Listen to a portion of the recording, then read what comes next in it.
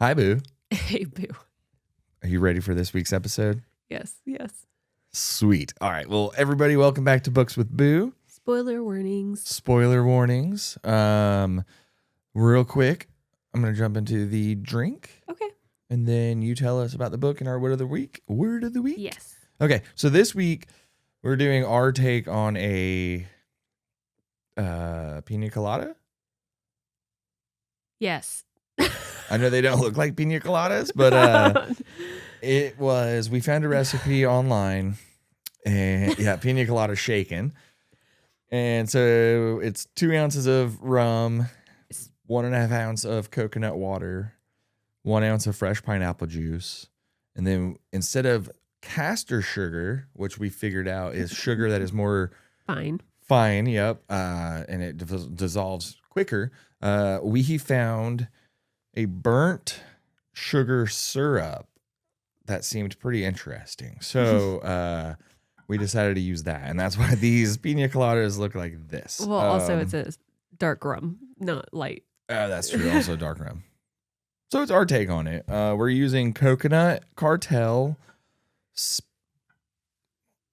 Special. Couldn't read it from that angle. It's a Guatemalan dark rum with coconut water. So that sounds pretty cool. So cheers. Cheers. Boop. Hopefully you guys have a good drink and are following along. You can smell the rum.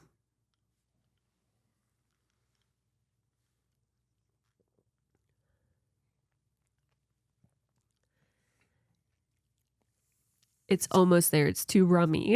It's unique. Okay. It just needs more pineapple juice. And it'd be perfect. Yeah. Once you take a couple more sips, maybe we can add some more. Okay. All right. What's the word of the week? And then tell us about the book. Okay. So this week we read Mockingjay by Suzanne Collins. It's the last book of the original trilogy. So the word of this week is archetype. Archetype? Archetype. Okay. I've heard that before. Yes. It is a recurring character type, symbol, or narrative pattern found across literature and mythology. Examples include the hero, the mentor, the tyrant, the innocent, or something like the rebel. So anyone could follow these traits. You got some rum foam. There you go. I need to shave soon. It's getting hot. So in Mockingjay, I was trying to figure out what the archetypes of the characters were. And I was looking up like different things. And I found that there's an argument out there that Suzanne has archetypes embody an archetype while also challenging the archetype. Okay. So an example is Katniss. She would be the hero, but she's the reluctant hero. Okay, because she didn't want to be the hero. Yeah. Okay. So she was forced into many of her roles, right?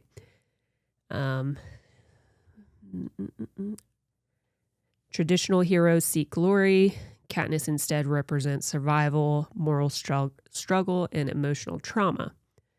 Her heroism actually comes from protecting others. Mm-hmm. So she's not like a traditional hero. Well, most heroes protect others. Yeah, right? but I mean, she's... Or save others. Yes, but she's like forced into situations. Yeah, okay, I could see that. The tyrant, that would be Snow and then eventually Coin. Snow dies. So does Coin. Okay. Which one's Coin? Alma Coin, the president of District 13. Oh, dope. Yeah. And then the innocent would be someone like Prem. Oh, yeah. Yeah. Rip. And then, excuse me. Yeah. Okay. Okay, cool. Well, I like how you could use the word or find the people in the book that are the word. Yeah, those are some of them. Yeah. So. Okay. Cool. So, shall we get into the book? I'm trying to find what one I said to start with. There's 2, 5, 3. Maybe I didn't have a 1. Okay, number 2. No, 1 was the word. Oh, nice. Okay.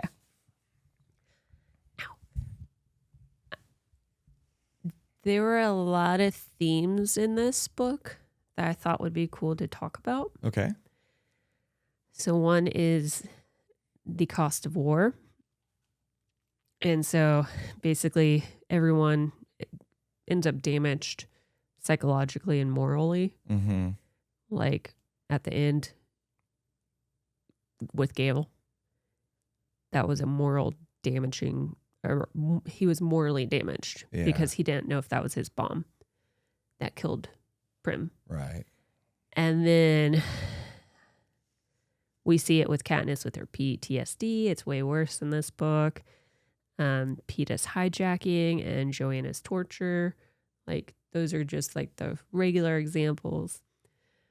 Another theme was propaganda and media control, where both the Capitol and District 13 use, like, especially District 13, they used propos to manipulate people onto their side, or to get Katniss's face out there is to say, hey, look, she's with us. Just like the Capitol was doing that with PETA. Well, I think that was, I took that as like propaganda. Yes. You know, that's like, and they have different words for multiple of the things in the book, obviously, but like what's the drug? I don't want to like derail us too far. Morphine. Like morphine instead of morphine. Yeah. And then, the propos or whatever. Is that, yeah, propos, propaganda. So I thought that was funny. I caught on to that. So yeah. I'm smart. But basically, information, even fake, is a powerful weapon in politics and when there's conflict. I mean, you see it nowadays. Anytime there's a presidential election or anytime there's a governor race or whatever, anything in politics, they can use media ads to get people on their side and say, hey, vote for me. So, yeah, it's just, you even see it in media. Different sides of things. So. Yeah. 3, power and corruption. So we already knew Snow was corrupt, right? He used scare tactics and stuff to control everyone. Yep.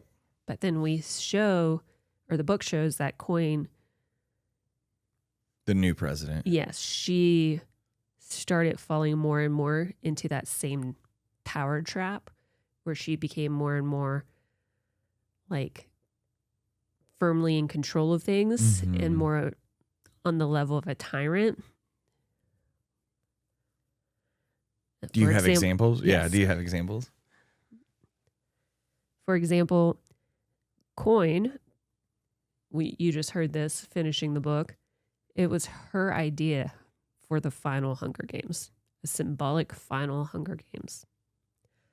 She was asked if it was the game makers, Plutarch. Sorry, I have blue tarps. Yeah, she was asked if it was his idea, and she was like, "No, it was mine." Yeah, I remember that part. Yeah, because you would think it would come from someone that's more behind the scenes, right, with the games and then with the rebellion. And he saw the inner workings of the Capitol when he was the head game maker and when he was a regular game maker. But so you would think that, but it was all Coin. She was like, nope, that was mine. And I have another theme about like morals. It's the rebellion's actions. They raise questions about ethical decisions. So, wait, say that again. The rebellion's actions, like the rebels, some of their actions described in the book raises questions on morals and ethics. Okay. So I think the book challenges that traditional good versus evil, that isn't always the case. Because when rebels were getting closer and closer to the Capitol, I feel like chaos just happened. And it didn't matter who they killed. They were just shooting off buildings, right? So. Yeah. And then the bomb, even though it was the brainchild of Beatty and Gale, they did that. Yeah. The leaders did. So that's what I think about that. Okay. I like your thoughts. If you were in that situation, like when you were part of the rebels and you were like doing what Gale and Katniss did, just walking amongst the crowd, and then you saw that happen with the bomb, and then with the rebels starting to come in. Were the rebels with them or against them? With who? With Catnip and Gale. Yes. Katniss and Gale were fighting on the District 13 and the rebel side. Yeah. So they saw the rebels came in, so like that should be good, right? You would think so. But Okay. then they So started if I just was- shooting up everyone. Oh, and they weren't supposed to do that? I mean, in war, Oh. you could. Well, I mean, if you were asking what I would do or think in that situation, I mean, if I was with the rebels like they were, I guess I would be happy, right? Like But there were families down there. Oh, but Regular citizens.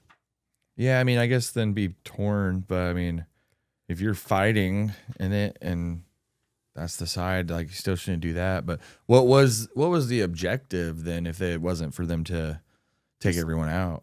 To overtake. Not just kill indiscriminately. Gotcha. Yeah. Well then, yeah, that wouldn't be good because if that wasn't the plan and they changed the plan and started doing that, I'd be mad or sad. Yeah. It's just destruction. Yeah. Destruction is sad. But hey, they won. Yeah. At a great cost to everyone. So I think Bernard is messing with her. I heard the growl. Mm-hmm. Okay. Character analysis. What you got? So, as we already know, and we have talked about, Katniss is a symbol of the rebellion. Her arc, she starts out like as a survivor, and then she comes out emotionally damaged, and then we go through that process, and then she becomes the symbol of the rebellion. Mm-hmm. She becomes the Mockingjay, but she struggles with being used. And you could see that when they first had her start the propose. And she can't act. She's a kid. She can't just stand there and be like, I'm the best actress in the world. Definitely after going through 2 arenas. Excuse me. You've had that cough for a while, boo.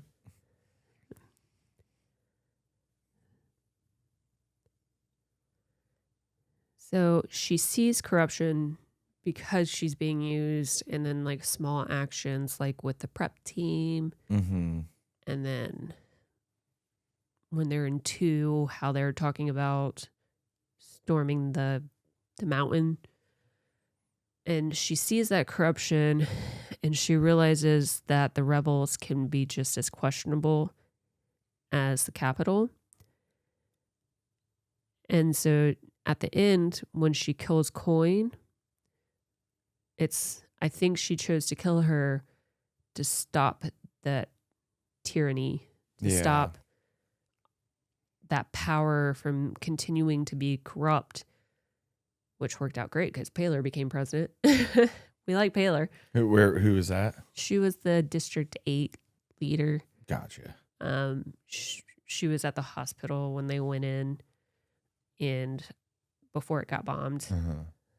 But she's a good leader, I think. That's cool. Yeah, I think that or like when she shot the current president instead of Snow. Mm-hmm. And I like how because he was going to die anyway. Yeah. He was sick. But I do like how just a couple chapters earlier they had their last conversation, or I say a couple, it could have been the chapter before, or in the same chapter. Sorry, a couple of pages, however long ago. I don't read it. I listened, so I don't know when it was. But they had their last conversation, and he said I thought we said we'd never lie to each other or whatever. Yeah. Thought we agreed to that. And she thought about that right before because she pulled her arrow out and was aiming at him. And then it was like, wait, you know what? You're right. And then boop, and then snap, and got that the other person. So in a way, it's kind of like a callback to Haymitch's words. Yeah. Remember who the real enemy is. Yep. And yeah, Snow was the enemy, but he was going to die anyway. And they do only tell each other the truth. Right. What do they say? It's like the enemy of my enemy is my friend or whatever.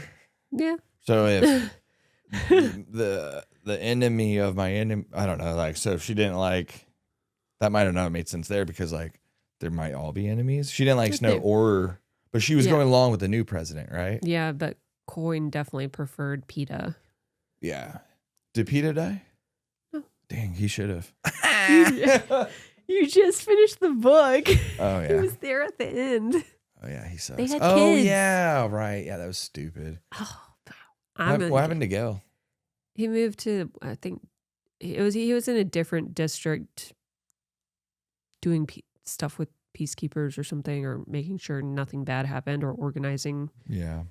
Sorry, been a long day. But yeah, he was off doing his own thing, just like her mother. She went to, I think, District 4. Yeah. You're good. To work in a hospital or on medical stuff. And she couldn't come home because of Prim. I get that. That would be so hard. It would have been so much easier for this whole book if it was just like, hey, let Prim go and die in the first book. You wouldn't have to write the other two. And Katniss could just go on with her life. And yeah, it is ironic. And I said this earlier that this all started from her taking one for the team for her sister. Trying to save her sister, and then her sister ended up dying anyway. It's very sad. Oh, I can't wait to talk about Buttercup. Okay. So I already went over that. Katniss, she also has like an identity struggle, and it becomes I feel like more and more apparent as each book goes on, because she is forced into roles she doesn't choose. She was a tribute, a victor, Mockingjay, a soldier, and then she struggles with who she is and who people need her to be. Mm-hmm. Like she was so reluctant to agree to be the Mockingjay, but then she had our list of demands saying, and my sister, I forgot exactly what she said, but Buttercup can stay there. I like Buttercup. I know. Oh, it's so heartbreaking. Okay. Buttercup. She does have a very big emotional suppression too. Like she tries to suppress her emotions because she's just so numb through a lot of things that are going on, especially after Prim dies. Yeah. She's just numb. She doesn't speak. She doesn't cry. She's just there. She said that, was that when she went, what's it called when they get their tongues cut or whatever? Avox. She was like a mental Avox, not physical Avox. Yeah. That's what it said. Yeah. I mean. Was that from that, or was that from something else? No, that's from. That was when that was all happening. Because I asked, I was like, wait, Prim died? It's because you were talking in the car. Well, no, so she dies. Yeah. But they also said that the Capitol said that the 5 other people died too, and they didn't die. They saw themselves on the TV saying, "Oh, like look, like we killed them, haha." But then they came back. That was earlier in the book, right? So that's just what made me think that maybe Prim wasn't dead. Yeah, but it happened right in front of Katniss. She saw it. That's why she got burned too. She had the scars. She got burned. Yeah. I'm just joking. I'm sorry. Her and PETA, because PETA was close. There's probably a few other people, but she got really badly burned. Yeah. I mean, you've been burned before. Yeah. And oh gosh, I couldn't imagine that pain. But he has really cool feet scars. But her talking about how her body looked like a quilt, that reminded me of when you had cadaver skin. Yeah. That looked like a quilt. Yeah, it did. Multi-colored cadaver skin quilt. Yeah, it's definitely an experience. I'm glad you're healthy. Yes. But she is emotionally distant and suppresses those emotions. And I think it's like a survival mechanism for her. Yeah. Like she avoids, and we see this in Catching Fire, avoids saying I love you back to Gale, even though she loves him in some sense, you know. She distances herself from people. Like she's usually very closed off. You see this through each book. She's just stoic, I guess you could say. Yeah. And anything she does, it's a focus on her sister mostly. And of course, her mom's kind of looped into that, but it's mostly her sister. She's focusing on survival, getting food to the table. And then as the books go on, it's still just focusing on Survivor and making sure her family's safe. Because if she makes the Capitol more mad, they can take it out on her family. Yeah. Because that's what her weakness is. Yeah. Yeah. They knew that they could take it out on her for that reason, that they could stop her. Sorry, for that reason. It's kind of like how Prim's weakness was Buttercup. Yeah. And when District 13 was getting bombed and they were going down to the bunker, she went back to go get Buttercup. She could have died for the cat. I would do the same, so I get it. You're a crazy cat lady. I'd go back for Marley too. You're a crazy dog lady too. Yeah. It's just everyone has their weakness. And I feel like the Capitol and Snow and heck, even the rebels can kind of pinpoint that Yeah. and use it Yeah. against people. Like Finnick with Annie. They took her. They didn't torture her, but they took her. The Capitol did. So they knew that was his weakness. And they busted her out though, right? Yeah. Yep. When they went and got PETA. Yeah. When they got PETA, Joanna, they couldn't find Inobaria because she wasn't really locked up. Who was that? She was the other surviving victor at the end. She's the one with the teeth. Finnick's love was Annie. And they got her though. Yeah. Annie, Joanna. Yes. PETA. Joanna and PETA were tortured. Gotcha. Yeah. That's sad. It happens in books.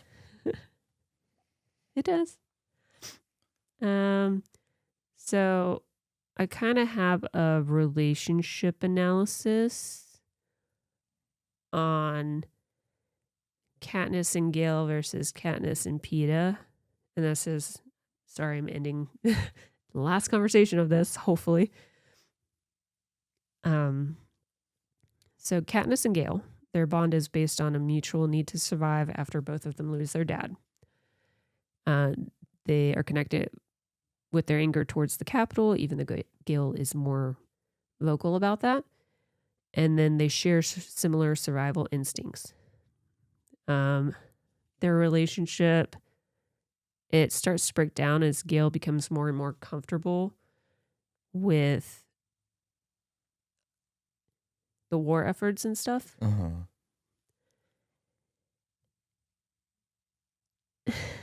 then You keep talking. I'm going to check the ring gap.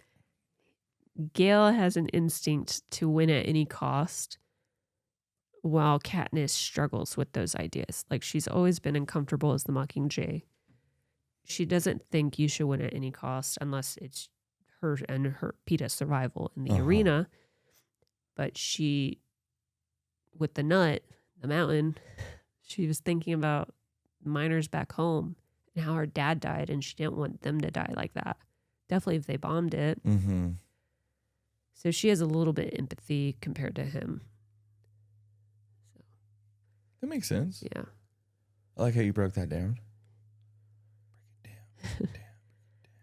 So the bomb that killed Prim, though, that's what permanently divides them.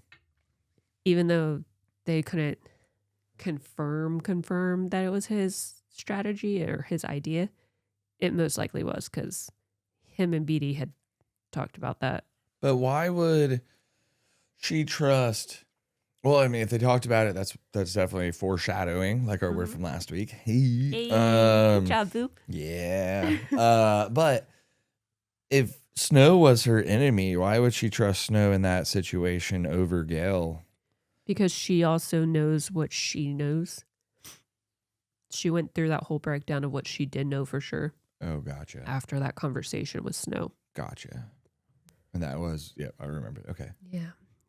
Okay. So That makes sense. 2, Katniss and Peeta. Pita bread. Pita bread. That's pita bread to you. You're so colorful today. Well, I'm wearing my pineapple hat because we're drinking pineapple juice in our Yes. pina coladas. Your Bucky's button down. My Bucky's button down. Go Bucky's. Being festive. And it's celebratory. Yeah. We're celebrating being done with this trilogy. Gosh. Party. I feel like if you read Haymitch's book, because you really liked his character, but I feel like you would be like, no wonder he's the way he is. Like for him, they did kill everyone he loves, much like Joanna. That's why he drinks. Joanna. So, where was I? Katniss and Peeta, their bond is also based on survival, but it's from the Hunger Games, so it's more of a traumatic bond. And it's kind of like an opposites attract situation, I feel like. Like she's guarded while he's more expressive. She hunts and takes things away from the world while he makes things like cakes and bread. And That's stuff. true. Yeah, I never thought about that. Yeah. That's cool. She is more repressed with her emotions while he's the one that could talk to anyone. That sounds familiar. Yeah. He can talk to anyone, guys. Everyone loves JD. No, that's not true. Not everyone. Some people love to hate success. No, I'm just joking. Sorry, keep going. I got haters. I know there's haters out there. I see you. I know who you guys are. Let's go. He doesn't have haters. I'm just joking. One of my haters is out there like, yeah, I hate listen to this. Ha. He's talking about me. No, they should. Hate listen still. You can listen. A listen's a listen, babe. True. Listen, please listen. So, last part though of Peeta and Katniss, their relationship breaks down a bit with the hijacking of Peeta.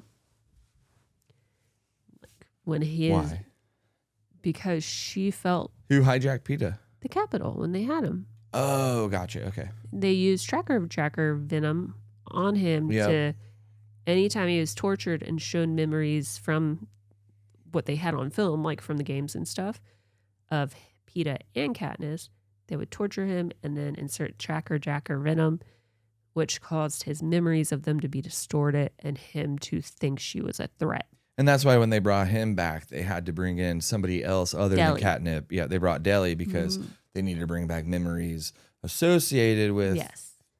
All right, quick reset, but we're back. So yeah, so Deli, they brought Deli in so that way he could have memories of something in District 12 other than Catnip and Something that didn't have a bad connection with. Yeah, because anything he knew of her was she was a sweet girl from District 12. Yep. Okay. Cool. Yeah, and so he wouldn't be scared of her. She was in the games. They probably didn't have any video footage on her. Gotcha. Yeah. That's why they didn't bring in Haymitch, I think, because Haymitch is associated with Katniss. And they didn't want that to trigger him. So, going off of that, when they're hiding in Tigress's shop in the basement after being killed by the Capitol and the pods, she hears Peeta and Gale talk about who she'd choose. That was page 328 to 329. So Gale says she'd choose whoever thinks she can't survive without. And whoever she couldn't survive without? Yes. And Katniss' reaction to that, she was like, am I that cold? Do they see me like that? She is cold. But it's because she was forced to be cold. Yeah. She knew she couldn't express herself growing up because of if she did, she could get in trouble. So.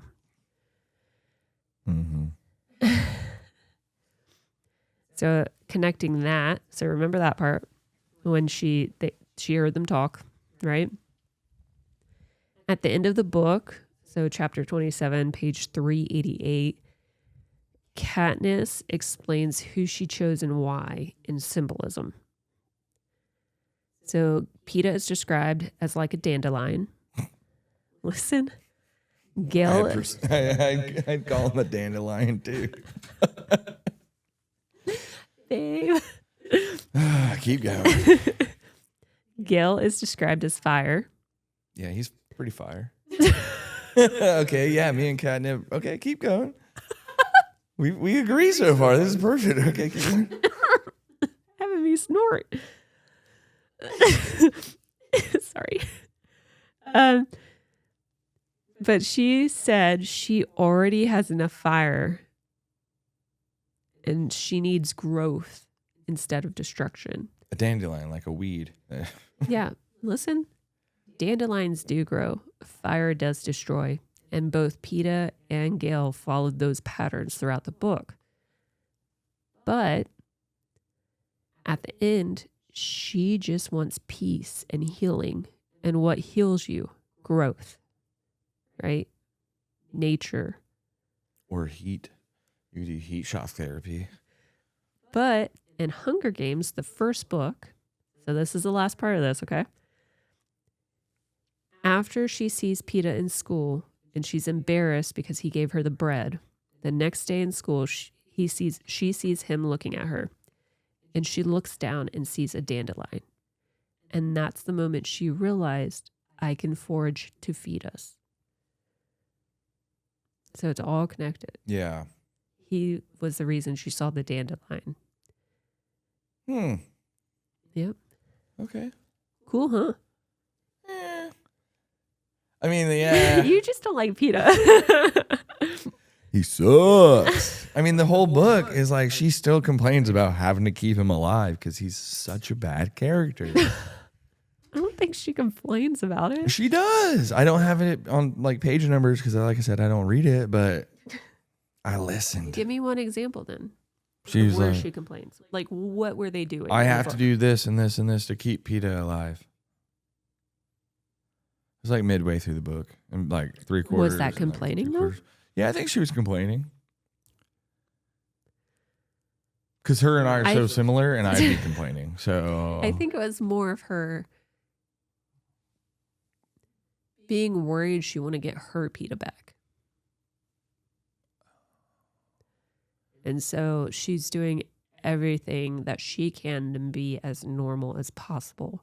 So I'm going to have to do this for him, or I have to do this. Her Real Peeta, or not real? Will or wow, will or not will. Hey, sometimes I can't say my R's, okay? You've been doing very well today, though, so try that one I again. know, but when I was a kid, I couldn't say my R's. Park the car. All right. These are strong. These drinks are so strong. We should do drunk book reviews. No. Yeah, that would be bad. That would be really bad. Okay. Ignore that. Yeah. So I know you're mad or didn't like the fact that she ended up with Peeta and they had kids, but I mean, they're fake, so it didn't really affect me that much. I know, but hey, his character made you feel something, right? Yeah. Hatred. There you go. I don't You hate a felt lot something. of people, and I hate that character. But real quick about him, another reason that his character sucks is because that one of his strengths in the very beginning was Katniss, and this is in this book. This is in the first book. Katniss was telling, I think, Haymitch about what the strengths were.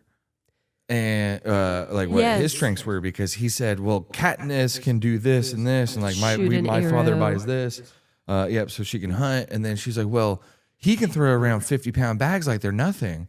Well, the other day I was throwing up 55-pound bags because I have to mill in grain every day. And I was like, oh, wait a sec. This is so easy because I just pick them up and I go, doop, doop, doop, doop. I'm like, wait, this is what she was saying is cool about him? Like, oh. He's strong. You're strong. Yeah. Show those guns. He was throwing 50-pound bags. I was doing 55. So another reason why his character sucks. He had no other, I mean, Well, he was 16 when this all first started. You could lift 50 pounds if you were 16. I was about to say, I'm over double that. But, whatever. I still don't like him. We'll move on. Okay. So, Prim. I think there was very, very small, there was some foreshadowing of her death, but I don't think it was. What was? Like, how? Why? Where? I'm getting there. Oh, sorry. But I don't think it was a huge hint. I think because the first time I read this, I was young. I was in high school and I didn't realize she was going to die. But going back. Wait, when did you first read this? Did you just say high school? I think so. I think it came out like 2019 or something, didn't it? Let's look. Yeah, fact check that because I'm pretty sure it came out. I've read so many books. I think because you said the first one came out when we first started dating 14 years ago. Yeah, you ready? You ready for this? I know I'm right. Okay. This book is the third. Okay. Guess when it came out? I don't know. 2010. When did we graduate high school? 2009. There you go. So did you not say that the first book came out when we first started dating? No, that was a different book. That was like the Maze Runner or something. Aren't these the same book? This isn't the Maze Runner series? No. I'm so confused. Okay. I'm going to go pull out some of my edited out footage from last episode and see. I don't remember saying that. If she said it, it'll be on next week's ep. So everybody tune in to see if she's right or if I'm right. Chances are she is. I do have bad memory, and he's. But really you just, big I mean, on this facts. is, yep, that's right. You said 2010. It says it in there. So you got that part right. So, Yeah. But if that came out 2010, you didn't read it in high school then? Because No, I read the first ones. Year. Okay. So did you just say earlier that you read this one in high school? I think, did I say I don't know. I read these in high school? We'll have to go back to the edit. Probably. I said these, I think, Okay. but I don't remember. So I'm probably wrong. Okay. We'll put a 5 on it and see what happens. At least I was right about that. All right. Sorry. Okay. Sorry. Keep going. So rereading it though, like you can pick up these small things. Definitely once you're a bit older. I'm a bit older. You are a bit older. So she definitely takes after her mom, and we see that in Catching Fire when Gale, after he was whipped, she helped take care of them. So she has that strong sense to heal, right?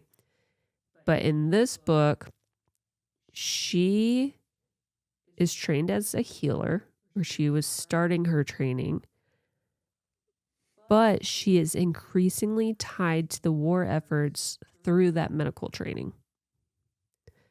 And that's the subtle foreshadowing. Like all the mentions of her Yeah. with her training in connection to when the war efforts were ramping up and stuff, Mm-hmm. and the prep to go into different districts and then to the capital. It was, yeah, that's what I think. Kind of hinted at it, but it's not big. Nice. Very nice. Now for Buttercup. I know. Buttercup. So sad. What did you think of Buttercup as the cat? Isn't he cute? Yeah, I thought Buttercup was pretty dope. I liked how he was through all the books. Mm-hmm. Or at least he was in the first book and then came back in the last book. So he made it all the way through. Yeah. I do like how at the end when she is in Katniss, Catnip. when she sees Buttercup, she's like, go away. Like, she's gone. She's never coming back. And she throws a pillow or whatever it is at him. Or Buttercup the boy. Throws a pillow at him. And then, then when he says Prim's gone or whatever, he understands. Well, at least it's In the sounds book. like he understands and like puts Animals his ears are back. smarter Yeah. than, Yeah. So I liked how that came across. Like that was kind of like not full circle, but like an ending to his story and like her Prim and Yeah. him. And and it ended up with her holding him while she cried. Yeah. And it's funny because like you've held our cats throughout the 14 years sometimes when you've cried, and I've held cats when I've cried too, like, you know, so their purr is like healing. So that part I liked because we're cat people. So You made me into this. Yep. Okay. So why is it real quick? Why is there always a crazy cat lady, but never a crazy cat man? Thank you. Why? I don't know. Yeah, like because he was the first crazy cat person. I'm not a crazy cat person though. Hey, take that back. Kitty. I had one cat. That cat. Actually no, okay. I know why it's called a crazy cat lady, not a crazy cat guy. Because I have pictures of you in different cities going pss, pss, pss, pss, and to cats. And I would never do that in different cities. I'm just like, kitty. And if it looks at me, I'm like, hi. And then I just keep walking. But like, you go, pss, pss, pss, pss, pss, I want to pet you. Well, it's like when we were in the Dominican Republic. Yeah. And all the dogs were out there. And we had a little shadow. And he was my best friend for as long as we walked. Crazy cat lady and crazy cat dog lady. Well, and then the sheep in Ireland, I got to hold that. That was really cool. Yeah, you just like animals. Okay, sorry, I didn't mean to get us off track, but I was just curious about that. So that's what I thought about Buttercup. I love it. So I have quite a few notes on Buttercup. And what? I thought we were done with Buttercup. You're like, what do you think? I'm like, this is what I think. And you're like, cool, I have a couple thoughts on it. I have a couple paragraphs, some notes. Yep. Here we go. All right, I'm going to push my mic to the side and just listen. So there was a couple of times that Buttercup was mentioned with flashlights. And light in text, in film, and all that, it could be a rebirth. It could be a showing of truth. You know, like it could be just like you opened your eyes to something type deal. So there were two instances of that. The first one was he was playing with the light in the bunker during the bombing in District 13, entertaining the humans, and his actions were basically distracting the humans and how scared they were because of the bombing. But she realizes as that's going on that she is Buttercup and PETA is light. And Buttercup cannot catch the light. Because you're always blinded by the light. It also represents hope because Buttercup is trying to get that light. Just like PETA, or Katniss is trying to get PETA.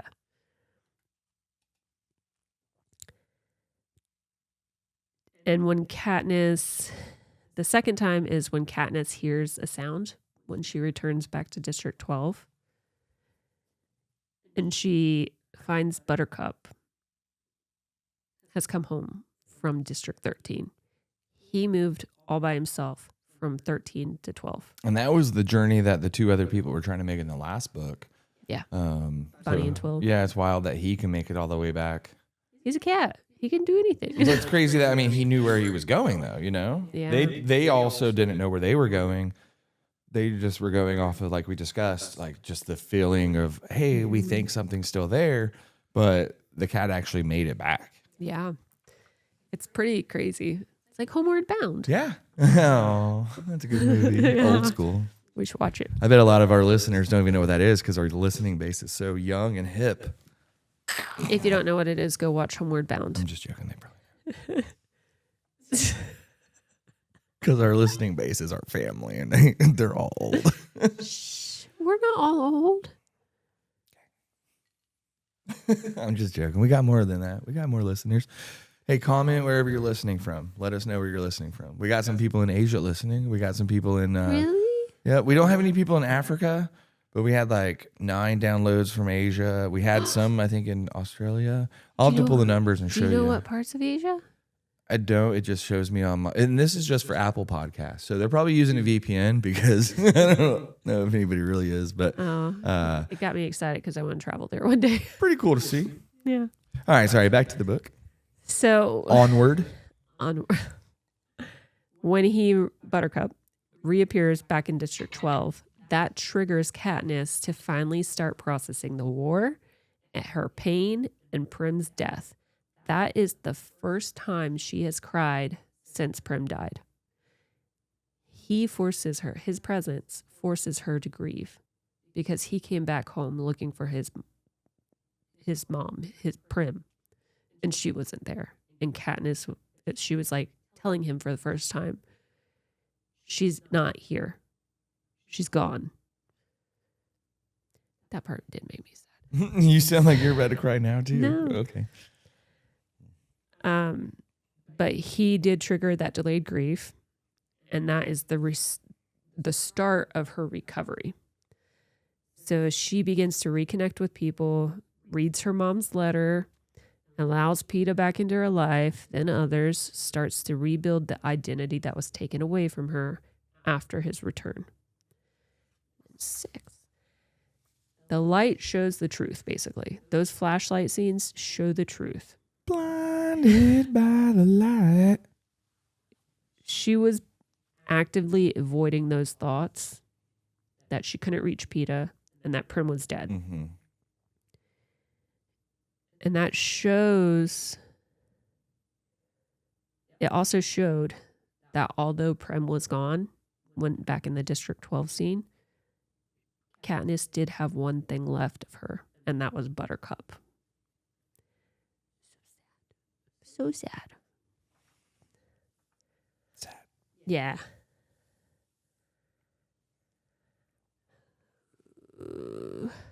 Buttercup, buttercup. Cool. Now, what do I have next?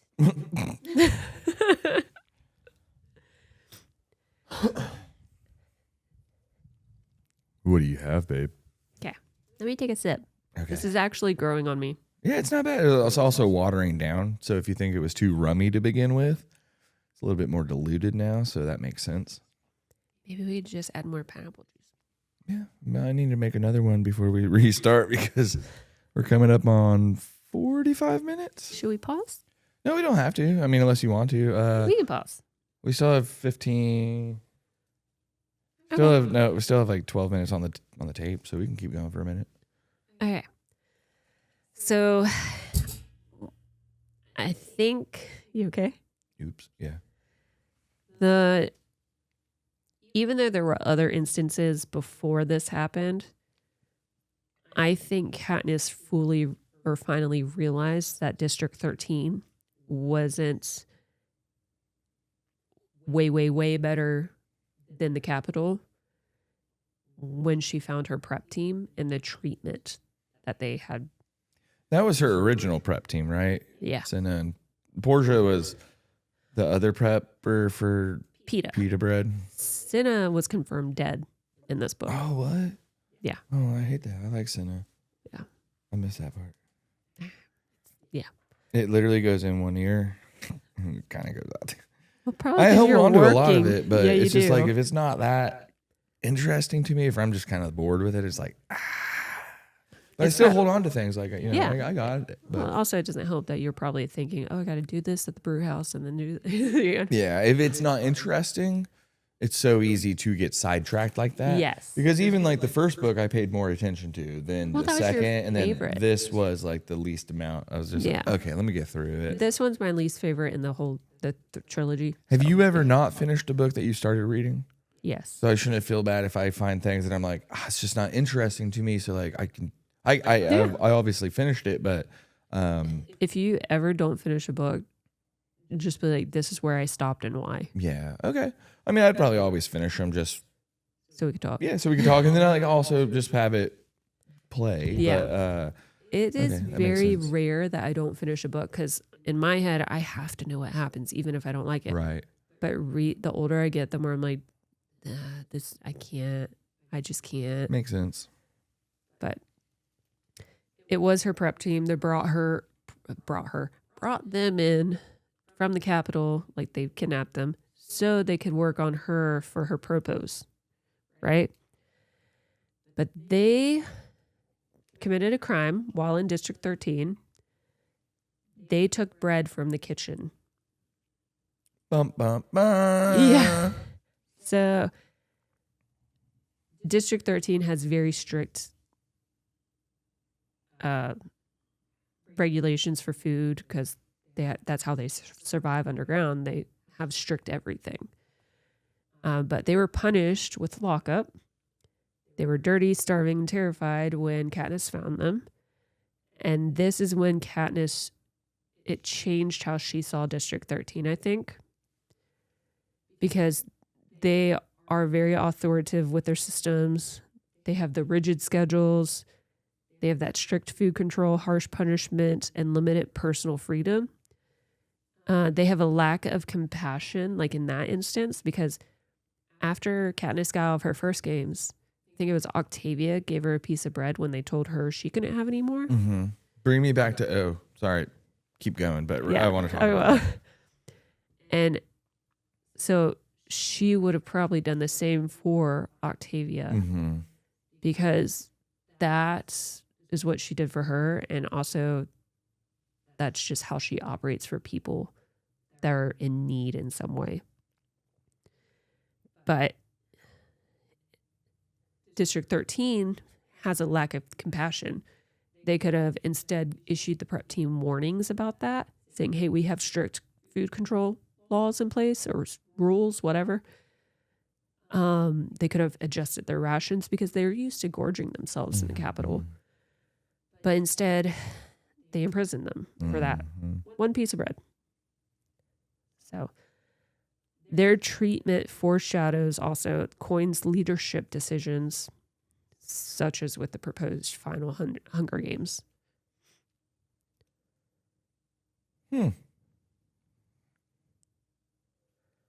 Real quick.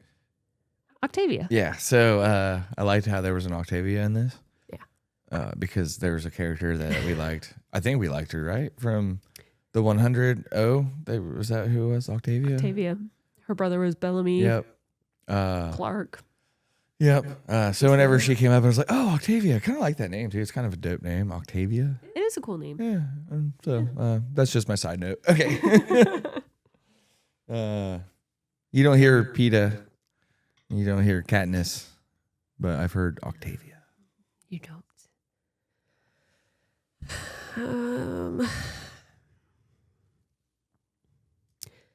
So I wrote more. I don't know if it's going to connect with that much. Oh, well, the scene shows the prep team who were very naive. They were also shaped by the Capitol and culture.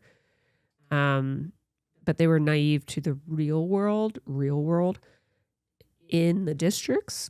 So that was the first time they've seen or experienced, I guess, because they've seen the Hunger Games, but experienced brutality themselves because they were terrified when Katniss found them. So it kind of, I feel like they could see what could happen if you're not safe in the Capitol, even though the Capitol does harsher things. Yeah.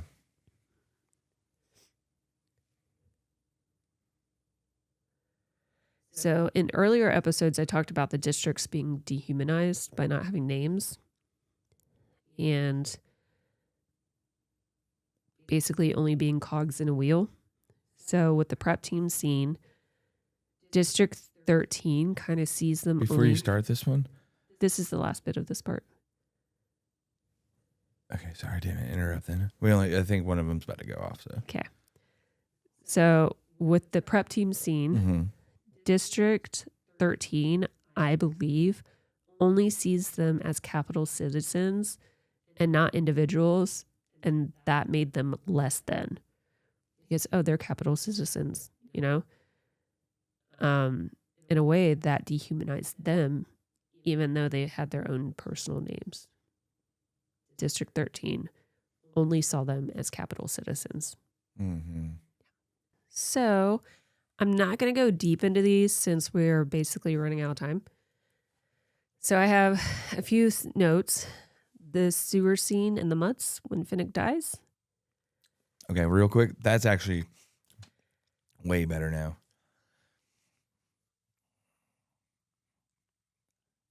Mine is, at least. You can see mine's a little bit lighter. Oh, mine's way better too. Okay, cool. Ooh, that reminds me of like the Dominicans just drinking pina coladas. Right out of that at the pineapple. bar, yeah. Okay.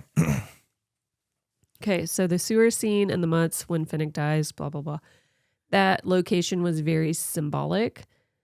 It shows the hidden and nasty underbelly of the Capitol, much like the rose that Snow uses to hide the fact that he smells like blood.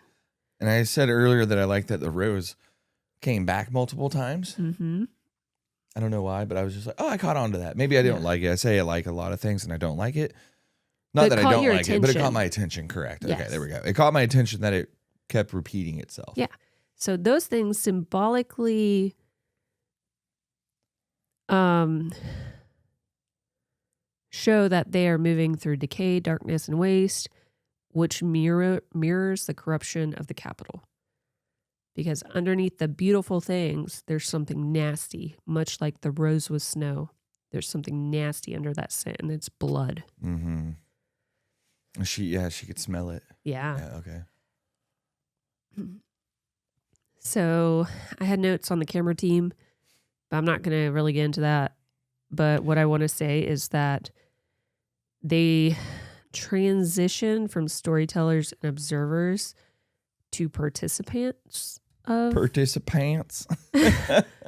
Sorry. My country's coming out. Participant. Now I can't say it. Participant. So, yeah. The cameras that they use represent memory, truth, and narrative control. Whoever controls the story influences how history will be remembered. And that the crew, they treat Katniss less like a symbol, less like the Mockingjay, and more like a human. That's why she trusts them. I hear Bernard. And then Tigress, she represents the control or the Capitol's obsession with appearance, much like the prep team. And fun fact about Tigress, guess who she's related to? It was in the first book. It was in Snow's book. Tigress was related to the lioness. She's President Snow's cousin. Oh. Yeah. Didn't catch on to that. Well, you wouldn't know unless you read Snow's book. Huh. That's probably what I didn't know. Yeah. But the fact that like she's willing to help the rebels hide, and she kind of has like a safe house underneath her shop, shows that she doesn't agree with who her cousin turned out to be. And I just really love that after reading his story and seeing this book again.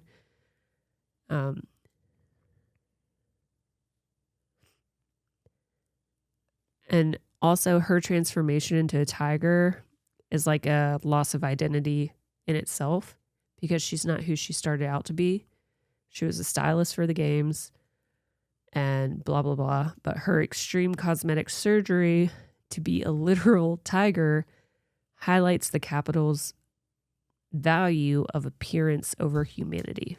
No, there are people out there that have done the same thing, that have made themselves look like lions and tigers, like real tattoos and crazy body modification. So that part's really not that far out of reality. Yeah. It's a commentary on why we value societal standards so much. Yeah. Or beauty standards, I guess. Because Katniss has always said, like, especially in book 1, like how everyone in the Capitol looks freakish to everyone in the districts. Yeah. It's like the city versus the country. Yeah. You know? So other notes.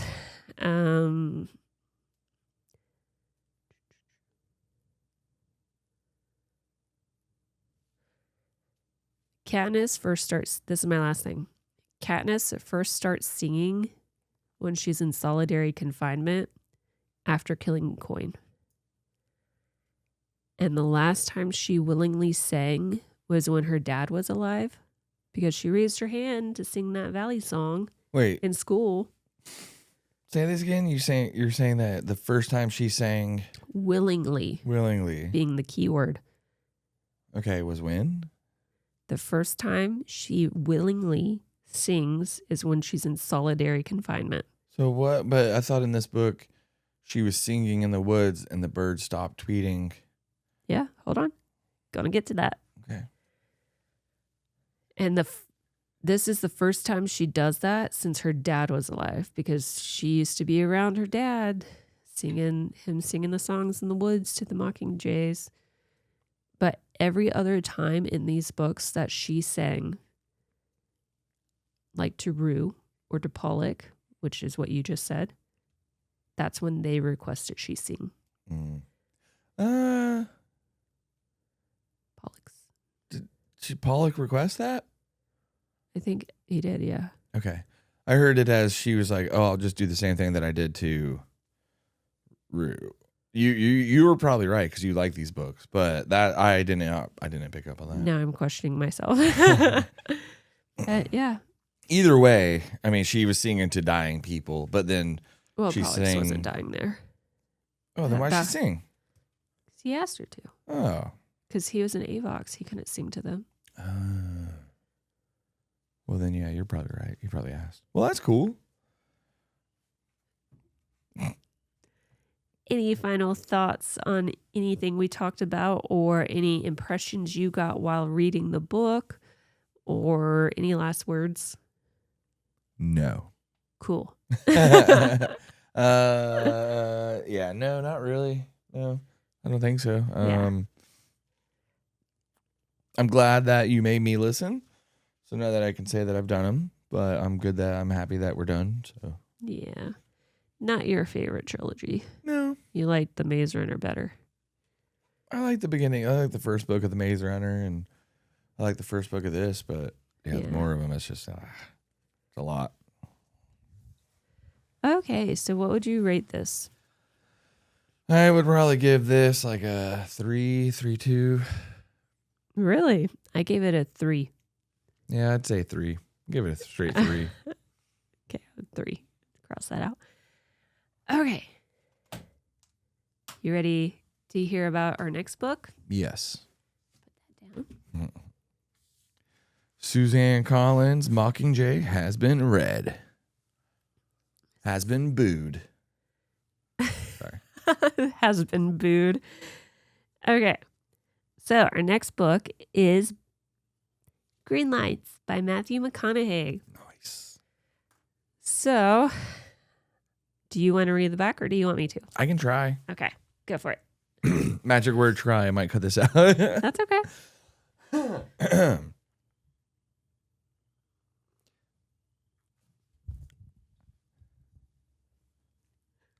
I've been in this life for 50 years. Been trying to work out the... He's already 50? Yeah. Holy cow. And this came out a couple years ago, I think. He looks good for 50. Yeah.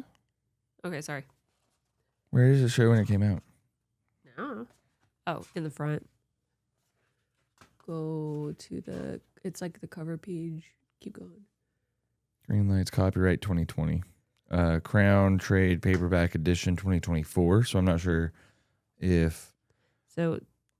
Well, it says copyright 2020, and then it says 2024 by Matthew McConaughey. So this version was released in 2024. The original version was 2020. Okay. I'm not sure when I first listened to it. I think it was last year. Because I remember you talking about it. I think it was when I had my long beard. I think it might have been 2024 because For 2 years. He went onto a podcast, and that's how I found out about it. Oh, yeah. But I could be wrong. I don't know. I'll do that research and let you know next week. So, okay, here we go. I've been in this life for 50 years. Let's try that again. I've been in this life for 50 years. Been trying to work out its riddle for 42. And been keeping diaries of clues to that riddle for the last 35. Notes about success and failures, joys and sorrows, things that made me marvel and things that made me laugh out loud.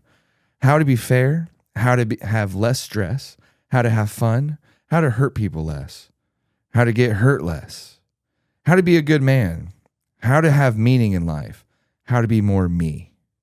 Eventually, I worked up the courage to sit down with those diaries. I found those stories I experienced, lessons I learned and forgot, poems, prayers, precipitations. Precipitations? No, prescriptions? Oh, prescriptions. See, words, man. Prescriptions. I learned and forgot. Poems, prayers, prescriptions, beliefs about what matters, some great photographs, and a whole bunch of bumper stickers. I found a reliable theme and approach. Theme, word of the week. I found a reliable... Archetype. Well, sorry, not this week, but we've done theme before. Oh, yeah. Right. One of our words of the week, sorry. I found a reliable theme and approach to living that gave me more satisfaction.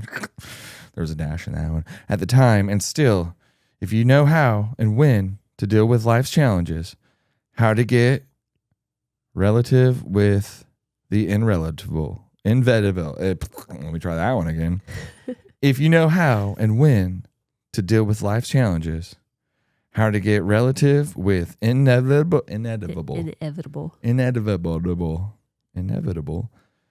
you can enjoy a state of success I call catching green lights. So I took a one-way ticket to the desert and wrote what you hold now, an album, a record, a story of my life so far. This is 50 years of my sights and scenes, felts and figured outs, cools and shamefuls, graces, truths, and beauties of brutality. Getting away with, getting caught. I read so slow. You're good. And getting away with, getting caught, getting wet, while trying to dance between the raindrops. See, the way that's what I said last week, like the way he talks, woo. Hopefully, it's medicine that tastes good. A couple of aspirin instead of the infirmary.